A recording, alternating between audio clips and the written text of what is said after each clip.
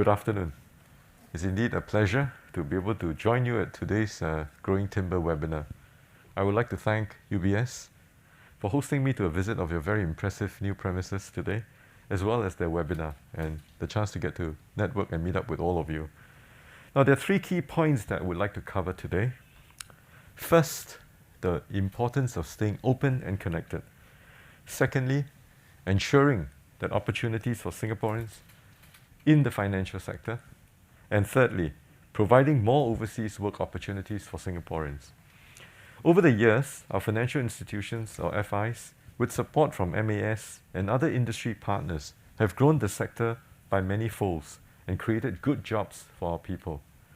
Today, the sector is a key driver of growth and jobs, accounting for some close to 16% of nominal GDP and employing around 170,000 people. About 21,000 financial sector jobs were created in the last 5 years, with 16,000 going to Singaporeans. This progress did not come easy and was certainly not by chance. Our financial sector was born out of the need to support our strategy of export-led industrialization and the multinational corporations that were setting up in Singapore. Over the years, we've worked hard to provide a conducive and supportive business environment. In doing so, we managed to attract overseas investments and businesses to come here and build a financial hub. This has not just served Singapore, but also the region and the world. At the same time, this enabled us to level up the only natural resource we have, and that is our skilled workforce. Many global financial institutions have set up and grown their businesses here. They've developed new activities and new business lines here. They've provided the networks, and they've also brought in new expertise to benefit Singaporeans. UBS is one such player. The bank first established a business presence in Singapore some 50 years ago to start a private banking business. What began as an endeavor with a handful of professionals has now grown to over 3,000 employees, of whom 60% are Singaporeans. Singapore is now its Asia-Pacific hub for wealth management and the single trading hub in Asia for its foreign exchange, FX, rates and credits business. UBS has also set up its Asia Innovation Lab and its first Global Cyber Fusion Center in Singapore to serve as the bank's regional center to perform cyber threat intelligence, threat modeling, and external monitoring.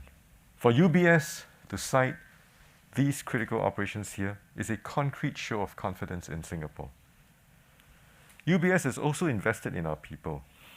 The bank set up its largest UBS University APAC campus in the region to equip its workforce with technical finance domain knowledge and build a pipeline of leaders.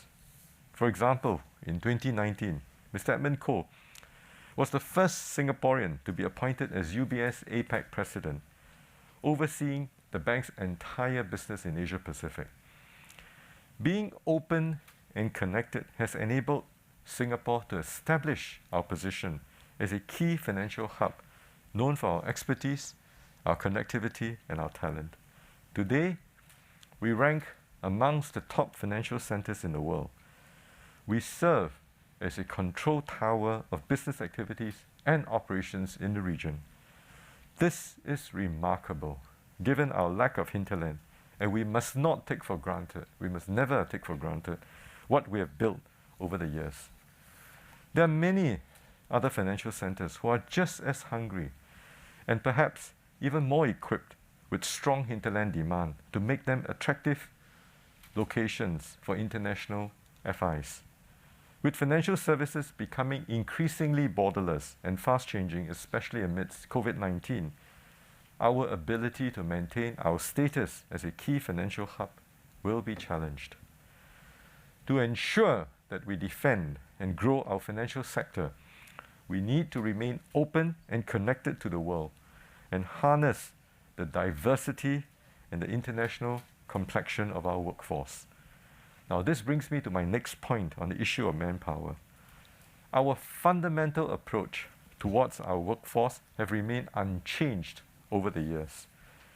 Singaporeans will always remain the core of our workforce. However, while we have a good talent pool, it is simply not large enough to fulfill all the needs of the sector. As a global financial hub, we would need to strike a very delicate balance in ensuring that businesses have access to skills and manpower to grow and succeed, whilst ensuring that they invest in developing the local pipeline, as ultimately this creates jobs and career progression opportunities for our locals. We will therefore need to tap on global talent alongside our locals to meet skill shortages in areas such as cybersecurity and portfolio management, as well as bring new ideas and new connections to strengthen our workforce as a team. But over time, just as we have been growing and we've been doing in the past, we also want to grow our own timber. Now, how do we do this? Capability transfer is key. We want to leverage the valuable experience and expertise of a global and diverse workforce to build up capabilities within our talent pool. One example is SMBC, which is a Japanese bank that has its Asia-Pacific regional hub in Singapore. The bank serves many international clients, including Japanese clients. The staff work closely with their colleagues in its Japanese headquarters to expand its talent pool and build up its Singaporean leadership pipeline. SMBC pairs Singaporeans with Japanese expats to take on joint responsibilities in several senior positions. Over time, the goal is for Singaporeans to be solely responsible for a number of these positions. As a global financial center, we need to strike a delicate balance in ensuring that businesses have access to skills and manpower to grow and succeed, whilst creating opportunities for locals to grow and also to progress. I would like to take this opportunity to address any concerns about Singapore's continued openness to global talent, especially given the border controls measures which has been necessitated by the COVID-19 crisis. Now, we understand that many firms have faced challenges in bringing in foreign manpower, given our careful border control measures to manage the risks of importing COVID-19. The calibration of the employment pass minimum qualifying salary to keep pace with the rising local salary levels has also added to this. Singapore's careful border control measures in the past year were necessary to ensure that our healthcare infrastructure is not overwhelmed by a surge in imported cases. Having said that, with a steady increase in local and international vaccination rates, Singapore is gradually reopening its borders and allowing more workers to enter while ensuring to minimize the public health risks to our community. Since the 10th of August, after our National Day, we have resumed entry approvals for vaccinated long-term pass holders and their dependents with travel history to higher risk countries. Now, ladies and gentlemen, while we remain open to global talent, we must also ensure that foreigners who join our workforce bring with them complementary skills and expertise to contribute to our economy. Last year, we raised our EP minimum qualifying salary. We set a higher bar for applicants in the financial sector to take into account the higher wage norms in your sector, in this sector. These thresholds will continue to be reviewed regularly. We are also exploring additional refinements to our EP framework to achieve our objectives of a complementary and diverse foreign workforce alongside a strong Singaporean core. We recognize that an open and globalized labor market like ours can mean intensified and stiffer competition for Singaporeans. I empathize and understand with Singaporeans' concerns and anxieties. The government is committed to ensuring that Singaporeans face fair competition for all jobs that are available in the market. We have been preparing our workforce and our future generations to equip them with in-demand skills as well as future-ready capabilities so that they can compete strongly. We have launched career conversion programs to reskill mid-career professionals into hiring roles where there are skills gaps, such as wealth planning managers. One example is the Technology in Finance Immersion Program, or the TFIP. This equips mid-career professionals with skills to take on tech jobs and expand our local tech talent pool. The program has benefited some 260 individuals since 2019. To support more Singaporeans, more than 500 traineeship places have been committed by financial institutions under the refreshed TFIP this year. While ensuring that our workers can compete strongly, we will also make sure that the competition is fair. Our work pass framework ensures that Singaporeans are fairly considered for all jobs. To tackle workplace discrimination, we set up the TAFEP, which is a tripartite alliance for fair and progressive employment practices. We develop and reinforce the tripartite guidelines on fair employment practices, and we have also introduced and enforced the Fair Consideration Framework. The Tripartite Committee on Workplace Fairness will study extensively how legislation can be designed to better address workplace discrimination whilst preserving a non-litigious workplace culture. This review will cover discrimination on all grounds, including nationality, age, race, religion, and disability.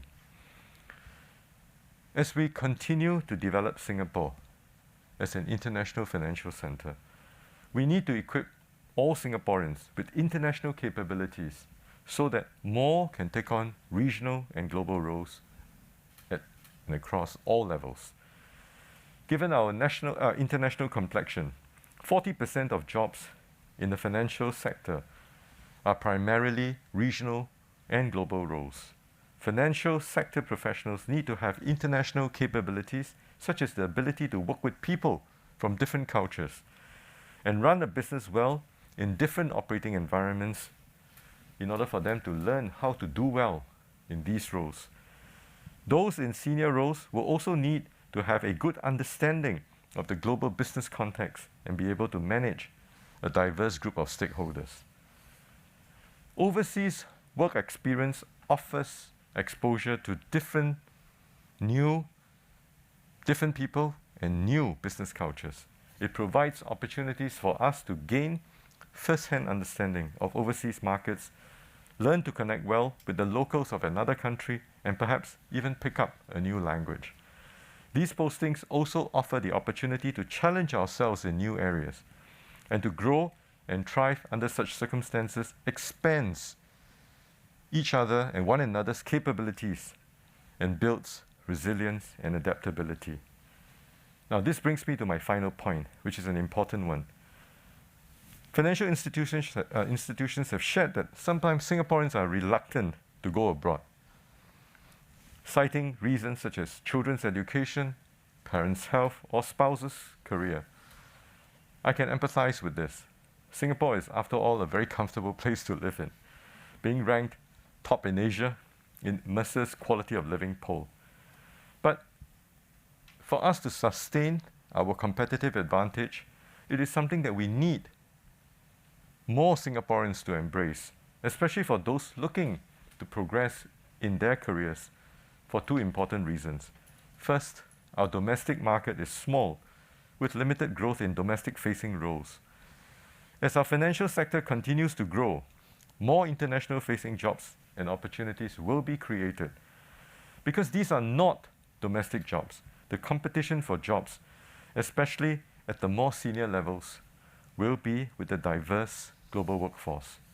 So to better position ourselves, Singaporeans aiming for these roles should be prepared to be posted overseas to gain exposure and to expand your worldview. Now, secondly, a broader worldview can only truly be attained by experiencing the world firsthand. The overseas experience bolsters your credentials. As an international financial center, Singapore has achieved so much from being plugged into the best models and innovations worldwide. Likewise, Singaporeans stand to benefit from the wealth of perspectives, of ideas, and cultures around the globe through embarking on overseas postings. Overseas postings have enabled many to progress in their careers and to take on more senior roles over time. One example is Mr. Kelvin Tan, who has been appointed the head of Sustainable Finance and Investments ASEAN at HSBC. Kelvin has been the CEO of HSBC Thailand since 2015 and only recently returned to Singapore to take up his new appointment. According to Kelvin, the overseas posting was an invaluable experience. It had exposed him to different cultures and values, allowing him to grow in his leadership style. And I'm sure he enjoys saying "Khop Khun Kap." While he had covered clients in the region out of Singapore in the past, having to relocate and to live and adapt to a different environment and financial framework, it really helped him to understand the local nuances, which is crucial when dealing with both internal as well as external stakeholders. Now, there are many examples of Singaporeans who have spent years working overseas and were eventually promoted into leadership positions. They include our panelists, Edmund of UBS, Kiju of HSBC, and Shireen of JPM Asset Management, who will share more about their personal experiences later during the panel discussion. While they all took different journeys, they were all willing to take on new challenges, they were prepared to go regional, work their way up, and grow.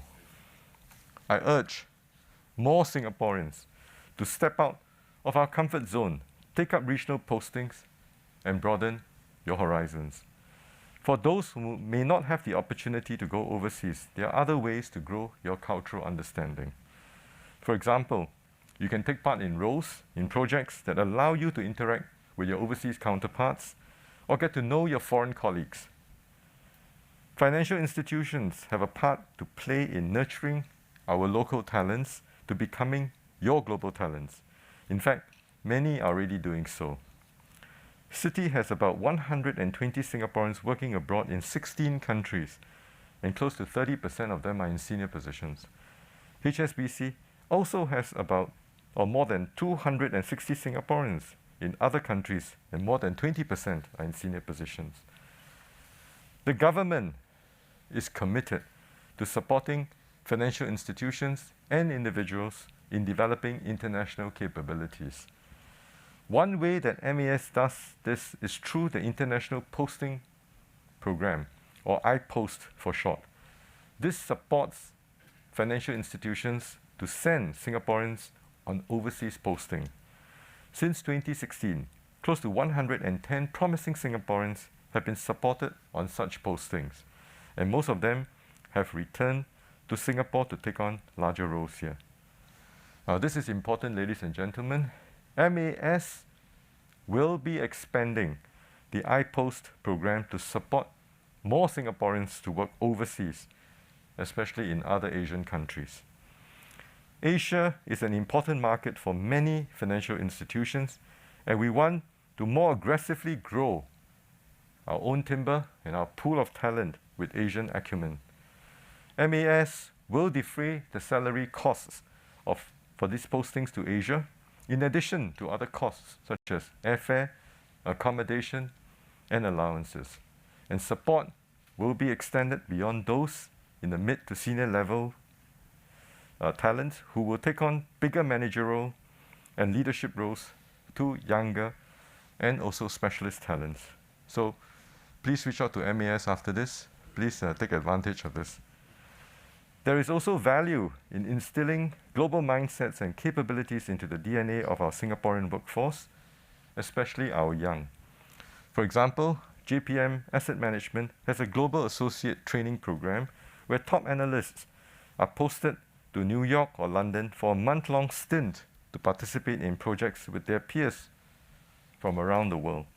Through this, they learn more about the global business to build more professional networks. Through the finance associate management scheme, the FAMS. MAS also supports financial institutions in sending young Singaporean talent on overseas rotations to be groomed. Currently, financial institutions receive 5,000 Singapore dollars per month to defray costs for sending each Singaporean overseas under this program. Now, from next year, MAS will extend the funding duration of this overseas component from 3 months to 6 months, so it's doubling that. So I hope that the financial institutions will tap on these enhanced schemes to equip Singaporeans with international capabilities and mindsets to navigate and thrive in the global business environment.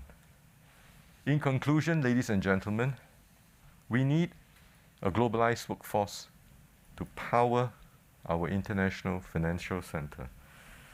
One where workers are equipped with international capabilities and comprises a strong workforce that synergizes with local capabilities and global talent.